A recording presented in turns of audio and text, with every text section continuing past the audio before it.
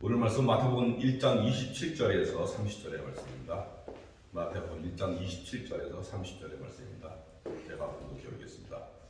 내 아버지께서 모든 것을 내게 주셨으니 아버지 외에는 아들을 아는 자가 없고 아들과 또 아들의 소원대로 계시를 받는 자 외에는 아버지를 아는 자가 없느니라. 수고하고 무거운 짐진자들아 다 내게로 오라. 내가 너희를 쉬게 하리라. 나는 마음이 온유하고 겸손하니 나의 멍에를 메워 내게 배우라. 그리하면 너의 마음이 쉼을 얻으리니 이는 내 멍에는 쉽고 내 짐은 가벼움이라 하시니라. 오늘 말씀 내게로 오라는 제목으로 이정 목사님께서 말씀 전해주시겠습니다. 말씀 들으실 때 많은 분 받으시기 바랍니다. 아멘.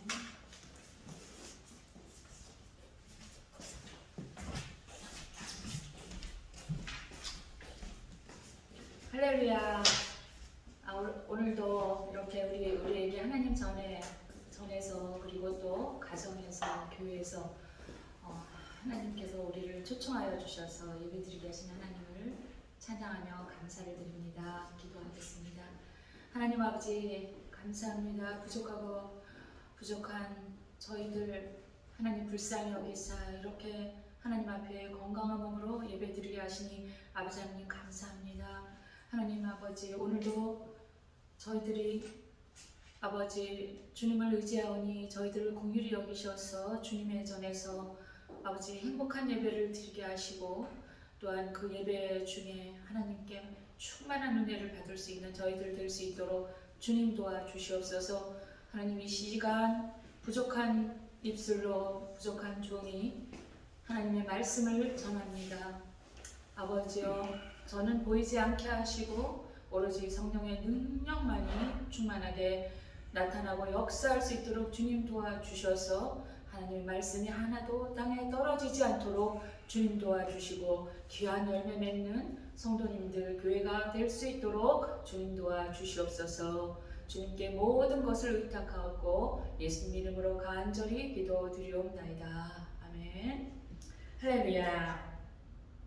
예, 이번 주 한 주간도 여러분이나 제가 굉장히 이렇게 바쁜 주간을 보냈을 줄로 압니다. 예, 그럼에도 우리가 정말 잠깐이라도 물론 24시간 내내 잠자는 시간까지도 우리의 마음과 중심은 주님을 향해 있고 정말 하나님 사랑합니다, 예수님 사랑합니다, 성령님 사랑합니다 이렇게 사랑의 고백을 우리가 무시로 성령 안에서 하고 있는 건 사실이지만 우리가 특별히 시간을 통해서 하나님 앞에 이렇게 무릎을 꿇고 기도해야 되는 그러한 시간이 있어야 될 줄로 압니다. 예, 설사 시간이 없어서 무릎을 꿇지 못한다 할지라도 정말 다른 모든 것을 하나님 앞에 내려놓고 맡기면서 다른 것 아무것도 생각하지 아니하고 오로지 하나님께 우리의 중심을 바치며 모든 것을 맡기고 기도하는 그러한 그러한 시간을 가지시는 성도 여러분과 제가 되기를 축원드립니다. 예, 오늘 말씀은 마태복음 11장 27절에서 30절 말씀입니다. 특별히 사업을 하시는 분이나 직장을 다니시는 분, 또 공부를 하시는 분들, 그리고 정말 이제 또 코로나 때문에 한쪽에서는 여러 가지가 또 마비가 되는가 하면 또 그 시간이 많이 남기 때문에 또 다른 일들을 하시느라고 바쁘시고 피곤하신 그런 성도 여러분들이 오늘 이 말씀을 듣고 하나님 안에서 많은 위로를 받는 시간 되시기를 예수 그리스도 이름으로 축원합니다. 오늘 마태복음 말씀 11장 27절에서 30절 말씀 11장 마태복음 11장 27절에서 30절 말씀 예, 우리 다시 한번 같이 읽도록 하겠습니다. 마태복음 11장을 얼핏 들으면 1장으로 들리더라고요. 예, 11장 27절 30절 말씀입니다.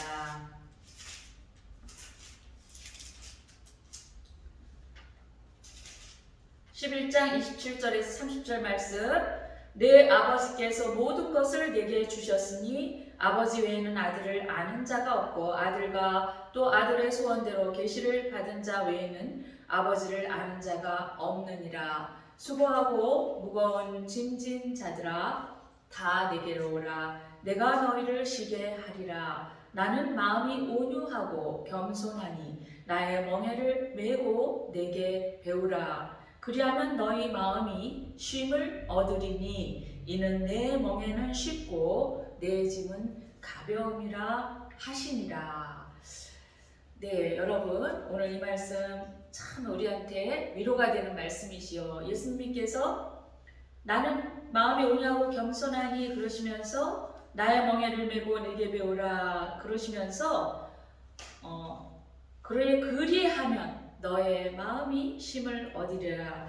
여러분 오늘 성경을 이렇게 그 설교 초두에 같이 읽으면서 제가 성경 말씀에서 여러분한테 질문을 하나 드리겠습니다.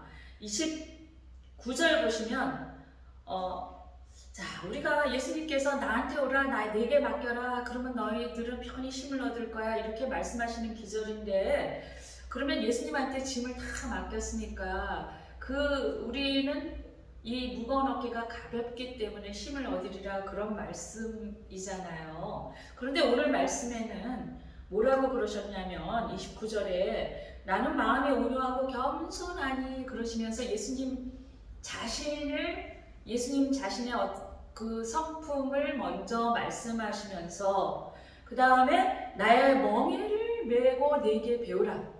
자, 이거예요. 멍에를 메라 그랬어요.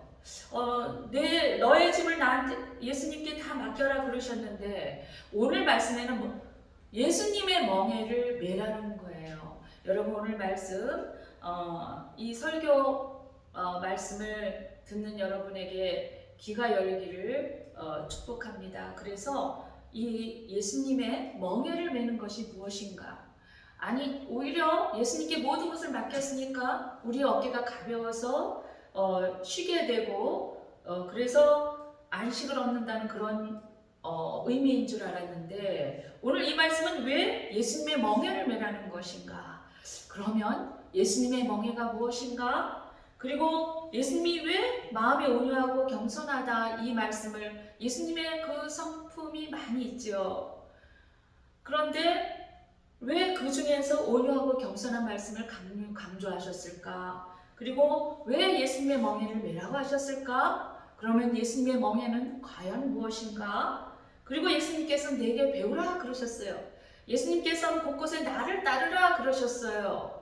그래서 우리가 이 땅에서 하나님의 부름을 받는 그날까지 하나님의 뜻대로 살아가면서 신앙생활을 잘해야 된다는 의미는 예수님께서 명령하신 것처럼 예수님께 배우고 따라가야 하는 일인 것을 알 수가 있습니다.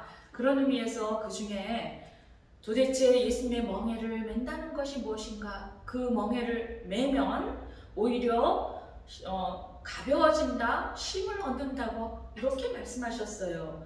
아니 멍에를 벗는 것이 아니라 왜 멍에를 매라는 것인가? 그런 부분을 생각하시면서 말씀을 한번 여러분 들어보시면 많은 은혜가 될 줄로 믿습니다.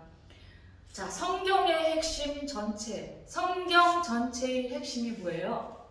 우리에게 하나님께서 정말 우리 사람들, 이 세상에 있는 우리 인간들에게 하나님께서 낮추시고 그 인간들에게 맞추어서 하나님의 말씀을 성경을 통해서 성경 기자들에게 영감을 주셔서 이렇게 성경을 남겨놓게 하셔서 말씀을 주셨어요. 자, 성경의 목적이 무엇일까요? 그럼 성경의 핵심이 무엇일까요? 구원이죠. 구원이에요. 성경의 핵심은 구원에 관한 것을 기록했다는 것입니다.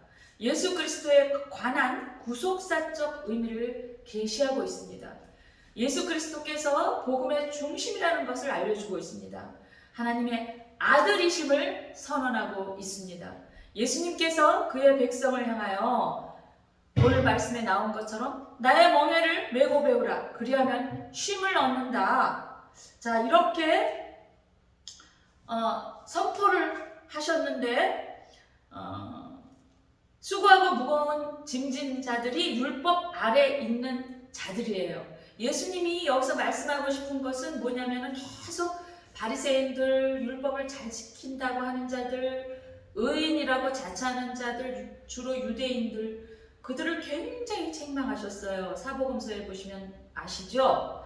자, 이들은 무거운 짐을 진 자들로 예수님께서 보았다는 거예요. 그들은 율법 아래에 있는 자들로서 행함으로 구원을 얻는다고 믿었기 때문에 진정한 쉼이 없었습니다.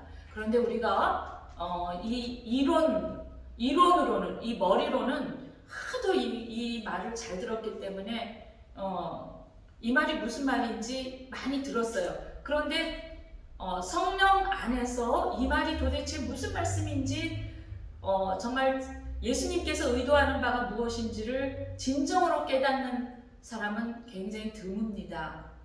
그래서 오늘 이 시간 정말 율법 아래에 있는 것이 무엇이고 정말 행위로 얻는 것이 무엇인가, 그런 믿음으로 얻는다는 것은 무엇인지 다시 한번 깨닫는 귀한 성도님과 제가 되시기를 축원합니다. 그래서 유대인들이나 율법사들, 그 당시에 율법 아래 있는 자들이라고 예수님께서 책망하셨는데 이들은 행함으로 구원을 얻는다고 하고 613가지 그 율법을 지킨다고 애를 쓴 자들이었는데 실제로 그들이 그 말씀을 다 지킬 수가 없죠. 애꿎은 정말 불쌍한 그런 동물들만 희생을 당했습니다. 율법 아래 있는 자들의 특징을 보면 환경의 지배를 받으며 살아갑니다. 율법 아래 있는 자들의 특징은 무엇이냐? 우리가 여기서 착각하지 말아야 될 것이 그냥 율법 아래 있는 자들이라고 해서 말씀만 지키려고 애를 쓴 자들이다. 근데 그게 맞는 말인데 그들의 행위를 좀 더 깊이 있게 살펴보면 이중적이고 위선적인 점이 많다는 거예요.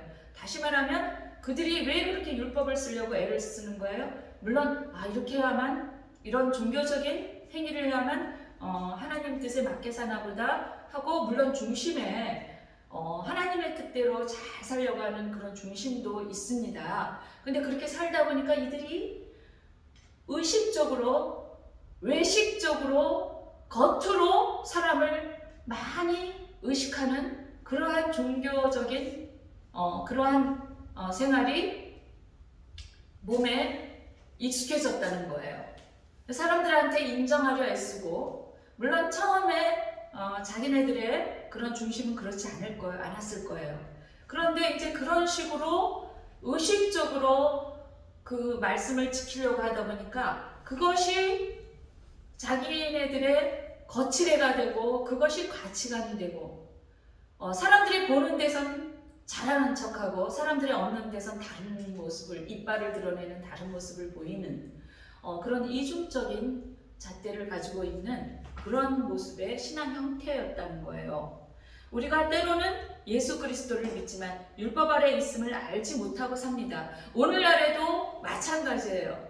그런가 하면 또 너무 방종해서 그 말을 역으로 오해를 해서 율법적으로 사는 것이 다가 아니라고 했잖아 이러면서 교회 와서는 거룩한 척하고 밖에 나가서는 자기의 본성대로 행동하고 가치관이나 생각은 하나도 변하지 않고 그대로 가지고 있고 교회 와서만 거룩한 척하는 그렇게 방종의 형태로서도 나타나고 있습니다. 지금 예수님이 우리를 향하여 내게로 오라고 말씀하십니다. 우리는 그 말씀을 듣고 어떻게 행동해야 되겠습니까? 말씀을 통하여 해답을 한번 얻어보겠습니다. 첫째, 복음을 가진 자는 예수님의 권위 앞에 서야 된다는 것입니다. 그 예수님의 권위는 어디로부터 왔습니까? 하나님 아버지 하나님으로부터 왔기 때문입니다. 그래서 예수님의 권위 앞에 우리가 서야 된다는 것입니다. 자, 말씀 보시겠습니다. 마태복음 11장 27절 말씀. 내 아버지께서 모든 것을 내게 주셨으니, 하나님 아버지께서 예수님께 모든 권위를 주셨다는 거예요. 아버지 외에는 아들을 아는 자가 없고 아들과 또 아들의 소원대로 계시를 받은 자 외에는 아버지를 아는 자가 없느니라. 예수 그리스도와 하나님을 알 수 있는 자들은 없습니다. 완벽하게 알 수 있는 자들이 이 세상에 있을까요? 하나도 없습니다. 선지자 역할을 했던 세례자 요한도 그리스도에 대해서 잘 알지 못했어요. 모든 것을 아버지께서 모든 것을 내게 주셨으니 그랬는데 예수님이 하나님의 아들로서 이 땅에서 행하신 모든 권한을 직접 받았다고 말씀하십니다. 그것은 죄 사하는 권세와 우주 만물을 다스리는 권세와 질병을 치료하시는 권세를 의미하고 있습니다. 그리고 모든 피조물들과 구별된 성부에 의한 성자로서의 그 권위를 스스로 주장하셨습니다. 이것을 자증이라고 그러죠. 예수님 스스로 주장하셨어요. 그런데도 사람들은 믿지를 못했어요. 눈이 열리지 않았습니다. 예수님이 영원 전부터 하나님으로부터 받은 권세로 교회를 위하여 만물을 지배하고 계시고 그의 권세로 백성을 구속할 수 있었으며 역사적인 모든 시간과 세상의 어떤 것으로부터 앞선 능력을 가지고 계십니다. 아들과 또 아들의 소원대로 여러분 소원 난 이렇게 하는 것이 소원이에요. 그럴 때는 어떤 의미가 내포되어 있습니까? 어떤 아주 절절한 간절함이 그 속에 있고 반드시 성취되어야 된다는 그런 의미가 이 소원이라는 말 속에 포함되어 있습니다. 이 소원이라는 말은 블러마이라는 헬라어인데 바라다, 갈망하다, 어떤 일을 하려고 하다, 소원하다 이런 뜻이 있습니다.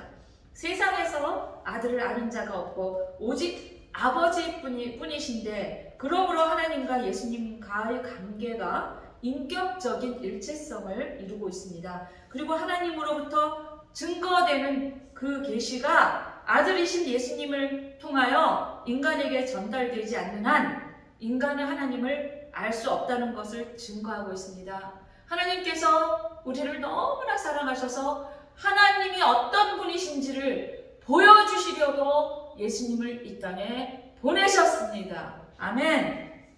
그래서 예수님께서 이렇게 직접 증거하시는 것입니다. 이 블로마이라는 이 소원대로라는 이 말은 무엇을 하려고 한다라는 그 말 속에 강한 의지적 소망을 담고 있습니다. 예수님은 하나님을 인간들에게 능히 계시할 수 있을 뿐만 아니라 계시하고자 하는 강한 의지를 지니고 계심을 보여주고 있는 말씀입니다. 계시를 받은 자 그랬는데 계시는 아포칼립토라는 헬라어이죠. 자, 폭로하다. 이 계시라는 말은 폭로하다. 물론 이제 그 덮개라는 말이 있어요. 근데 이 계시라는 말 속에는 이중적인 의미가 들어 있어요. 비밀을 감추다라는 의미와 드러난다, 폭로하다. 다시 말하면 이 계시라는 것은 때가 되고 선택한 자들에 의해서 때가 되면 반드시 폭로되고 드러내게 되어 있는 비밀이라는 그런 의미가 이 속에 들어 있습니다. 폭로하다, 덮개를 벗기다, 나타내다, 드러낸다. 그러니까 계시 그래서 그냥 모른 채로 그냥 덮어 있는 것만 의미하는 것이 아니라 반드시 드러내야 된다는 그런 의미가 들어 있는 거예요. 계시하는 자는 예수 그리스도이시며 계시를 받는 자들은 제자들과 택한 백성을 의미합니다. 예수님은 자신이 하나님을 계시하는 메시아라는 것을 입증하고 있는 거예요. 자, 다시 한번 말씀드립니다. 예수님 자신이 계시하는 메시아라는 사실을 입증하고 있습니다. 성육신으로 오신 예수 그리스도는 보이지 않는 하나님의 계시입니다. 말씀 그 자체입니다. 그래서 숨기지 않고 그의 백성에게 드러내고 있습니다. 그러므로 하나님을 알기 위해서는 반드시 아들을 통해서 예수 그리스도, 하나님의 아들 예수 그리스도를 통하여 알 수 있게 되는 것입니다. 예수님께서 아버지이신 하나님을 계시하시기 위하여 이 땅에 내려오시고 계시를 받은 그의 백성이 아버지 하나님에 대해서 깊이 인식하고 깨닫게 하기 위하여 계시의 덮개를 모두 벗겨 버리셨습니다. 그러나 택함을 받지 못한 사람에게는 철저하게 그들의 눈을 가리셨다는 것을 뜻하고 있는 말씀입니다. 여기서 이제 아는 자들, 다시 말하면 계시를 받는 자 외에는 아버지를 아는 자가 없느니라. 그러니까 하나님께 선택받은 자들만 그 계시가 열리고 그래서 아버지를 알 수 있다는 그런 뜻이죠. 아는이라는 말은 아는 자가 할 때 아는이라는 말은 에피기노스코라는 말인데 알게 되다, 지각하다, 바라보다, 밝힌다 이런 의미가 들어 있습니다. 예수님이 하나님 아버지를 계시하기 위해서 사람을 선택했다는 사실을 드러내고 있습니다. 예수 그리스도의 선택을 받아서 하나님을 직접적으로 알게 된 사람은 가깝게는 예수로부터 즉시 부르심을 받아 가르침을 받은 예수님의 사도들이겠죠. 그리고 멀게는 다음 세대의 모든 그리스도인들, 저희들까지 포함해 오늘날 우리들까지 포함해서 모든 그리스도인들을 가리키고 있습니다. 그러나 아들이신 예수 그리스도의 사역은 모든 사람에게 아버지를 계시하시지는 않습니다. 예수님은 성육신으로 오셔서 아버지를 알게 하기도 하지만 확실하게 감추는 권한도 부여받았다는 것입니다. 그러나 확실한 것은 만세전에 생명의 책에 기록된 그의 백성에게는 감추지 않고 드러내신다는 것입니다. 그리고 그들을 향하여 뭐라고 말씀하고 계십니까? 내게 오라, 나의 멍에를 메고 내게 배우라, 그리하면 쉼을 얻으리라. 이렇게 말씀하고 계십니다. 둘째로 무거운 짐을 진 자는 예수 그리스도 앞으로 나가야 합니다. 그렇습니다. 우리는 다 무거운 짐을 지지 않는 자들이 없어요. 그래서 우리는 예수 그리스도 앞으로 나가야 될 줄을 믿습니다. 마태복음 11장 28절 말씀 보십니다. 수고하고 무거운 짐진 자들아 다 내게로 오라, 내가 너희를 쉬게 하리라. 저도 한참 이제 성경 말씀이 너무 꿀같이 달고 다를 때 이 말씀을 막 암송하고 다니면서 힘들 때마다 위로를 받은 기억이 납니다. 수고하고 무거운 짐을 진 자들은 육체적인 피로뿐만 아니라 영적인 곰핍함을 입은 자들은 예수 그리스도 앞으로 나갈 때 영원한 쉼을 얻게 됩니다. 여러분 피곤하시죠? 너무나 짐이 무거우시죠? 복잡하죠? 그럴 때 잠시 시간을 내서 다른 모든 것을 생각하지 않고 무거운 짐을 다 내려놓고 마음을 비우고 예수님 앞으로 나가셔서 조용히 묵상하시며 기도하시는 여러분 되시기를 소원합니다. 아마도 예수님께서 기름 부어주시고 평안과 쉼을 허락하여 줄 줄로 믿습니다. 이 무거운 짐은 포르티조라는 헬라어인데요. 이 포르티조는 페로라는 말에서 유래됐는데 그 페로라는 말은 가져오다, 운반하다, 매다, 참다, 끌다, 지우다, 맸다, 끌어올리다, 견딘다 이런 뜻이 그 속에 내포되어 있습니다. 그러니까 참 히브리어나 헬라어는 이게 참 하나님의 언어라고 할 정도로 이게 보통 언어가 아닌 것 같아요. 어떻게 이렇게 무거운 짐이라는 이 말 속에 만약에 우리말 뜻이면 무거운 짐이다 그러면 그 단적으로 말해서 무거운 짐 그냥 그 자체만 무겁다라는 그 뜻이 들어있는 거죠. 자, 그런데 헬라어로 포르티조라는 이 무거운 짐이라는 말 속에는 견딘다 이런 뜻이 있어요. 다시 말하면 헬라어나 히브리어는 그냥 단어의 용어 단어의 그 의미나 그 뜻만 해석하는 데서 끝나는 것이 아니라 하나님의 계시의 말씀이 그 속에 포함되어 있는 것을 여러분 깨닫는 여러분 되시길 축원합니다. 그러니까 무거운 짐을 지는 자들은 하나님 안에서 견뎌야 된다, 인내해야 된다는 그런 뜻이 들어있는 거예요. 이스라엘 백성에게는 무거운 짐이 무엇이었어요? 율법이었다고 예수님께서 책망했어요. 평생 율법을 지키면 살 수가 있습니까? 그것은 삶의 짐이었으며 해결할 수 없는 숙제였어요. 그들에게는. 율법은 10계명을 중심으로 이스라엘 백성이 살아야 할 행동 지침서로서 613개의 율례를 만들어 지켰던 것입니다. 자, 613개의 율례, 10개, 10계명이 10개고 613개의 율례가 있는데 6, 1, 3을 더하면 10이 됩니다. 네, 그렇게 외우시면 금방 외우시겠죠. 히브리인들은 전통적으로 모세가 지은 이 성경을 네 가지죠. 이것을 토라라고 했어요. 토라, 모세 오경, 그죠? 그것을 토라라고 했는데 히브리인들은 전통적으로 이 모세 오경, 이 토라를 어깨 위에 짊어진다고 생각하면서 살았습니다. 마치 소가 멍에를 지는 것 같이 수고롭고 힘든 일이라고 생각했습니다. 근데 이제 오늘 이 마태복음 11장 27절에서 30절을 여러분 읽고 묵상할 때 반드시 생각해야 될 이 히브리인들의 뭐라 그럴까요? 문화 관습을 생각해야 돼요. 무엇이냐면 여기서 멍에를 지라고 예수님께서 말씀하실 때 하나님께서 말씀하실 때 예수님께서 말씀하실 때는 그들의 전통 관습, 그들의 문화 배경 속에서 말씀하고 계신다는 것을 깨닫는 여러분 되시기를 바랍니다. 그래서 이스라엘 구약과 구약의 이스라엘 문화와 신약의 이스라엘 문화를 이해를 하면 이 말씀이 더 이해가 쉽습니다. 그래서 여기서 멍에라는 말을 예수님께서 사용하셨는데 그 당시에 히브리인들이 이스라엘인들이 밭을 갈 때 어떤 방법으로 갈았나 그러한 배경을 알면은 이 말씀이 쉽습니다. 자, 제가 조금 이따 이제 말씀드리고요. 히브리인들은 이 성인식을 13세부터 합니다. 이 13세라는 이 13의 숫자의 유래는 어디서부터 나왔냐면은 하나님과 하나가 될 수 있는 나이를 13세라고 보았던 거예요.